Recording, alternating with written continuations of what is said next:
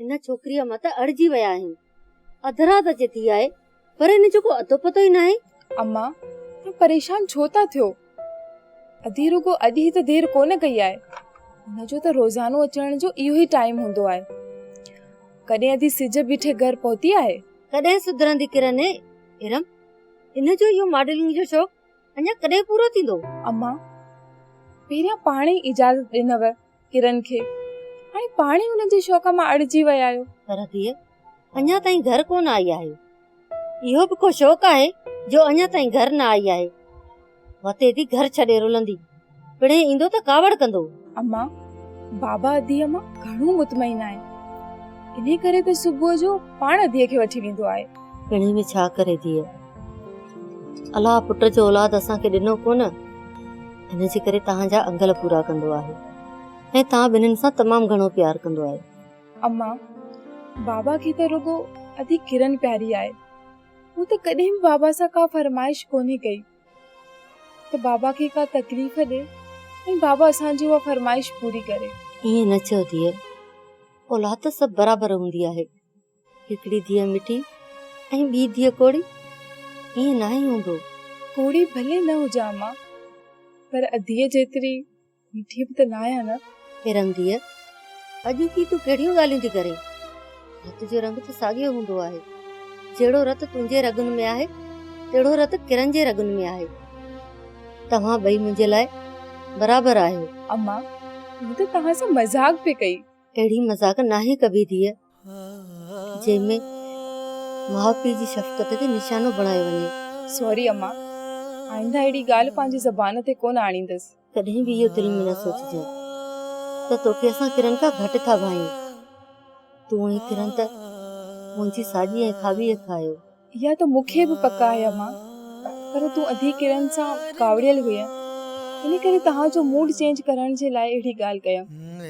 पर ख़बर कोन हुई अम्मा त तव्हां मुंहिंजी ॻाल्हि खे एतिरी गहराईअ में वठी वेंदो जो तव्हांजी अखियुनि में पाणी अची वेंदो। छा कयां, माउ आहियां। औलाद जी वातां अहिड़ियूं ॻाल्हियूं मुंहिंजे मन खे जोरे थी हुजनि। अम्मा अधी किरण अची वई, तूं इन जे लाइ परेशान पई थिए न?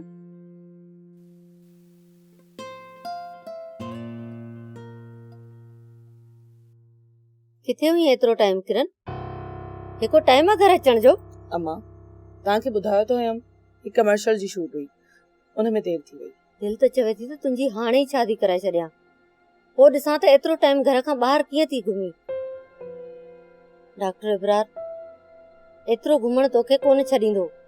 हाणे इहो घुमण फिरण वारो शेड्यूल पंहिंजो सोड़ो करे छॾ। अम्मा मूंखे शादी जी एतिरी तकड़ कोन्हे, तव्हां पहिरीं इरम जी शादी करायो।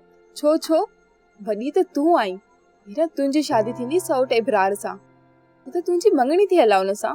सही त चवे थी किरण, सॼी उमिरि तोखे इब्रार असांजे घर त कोन छॾींदो न। शादी त पहिरियां तुंहिंजी थींदी न। अम्मा मूंखे शादी करणी ई न आहे। छो? मुंहिंजी किरण खे कुझु न चवंदी कर, अञा नंढड़ी आहे। ॾिस न बाबा, अम्मा छा थी चए, ॼण मां अम्मा ते बार हुजां। न न, मुंहिंजी धीउ असां ते बार न आहे। आइंदा तूं किरण खे ईअं न चइजांइ। तो किरण खे मथे ते चाढ़ियो आहे गुलाब? भली मुंहिंजे मथे ते चढ़ियल हुजनि, तोखे छो तो साड़ वठे? सड़ा कोन थी, समझायांसि थी त घर देर सां न ईंदी करे।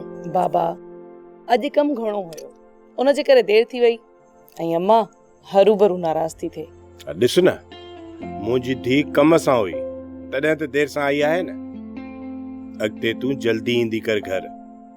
ज़ैनब तूं कावड़ न कंदी कर। बाबा तूं वञी फ्रेश थी। ओके बाबा। गुलाब एतिरो प्यार न ॾे धी खे। ज़ैनब इहे धीअरूं आहिनि मुंहिंजे जीअण जो सहारो। इन्हनि खे ॾिसी त मां जीअंदो आहियां, छो त मुंहिंजे जीअण जो मक़सदु ही मुंहिंजूं धीअरूं त आहिनि। ड्रामा सीरियल सिलसिला मोहब्बतुनि जा तमाम एपिसोड्स ॾिसो हाणे HD क्वालिटीअ में। विजिट करियो असांजो YouTube channel Sindh TV HD drama. Subscribe कयो असांजो official YouTube channel Sindh TV HD drama ऐं वधीक अपडेट लाइ बेल आइकन खे क्लिक करियो।